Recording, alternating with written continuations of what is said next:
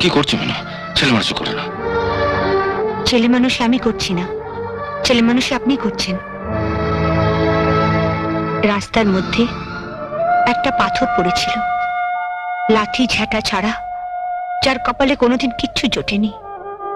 আপনি সেটাকে সবার আড়ালে সযত্নে বুকে তুলে নিয়ে একটু একটু করে একটা মূর্তি গড়লেন। সেটাকে এর বাড়িতে প্রতিষ্ঠা করার জন্য? তাই যদি হয় তবে আমি আপনার কাছে হাত জোড় করে বলছি, আমার প্রতিষ্ঠা চাই না, আপনি আমায় বিসর্জন দিয়ে দিন।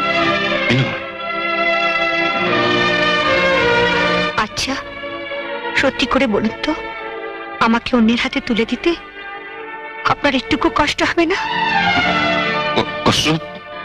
আমার কষ্ট হবে কেন?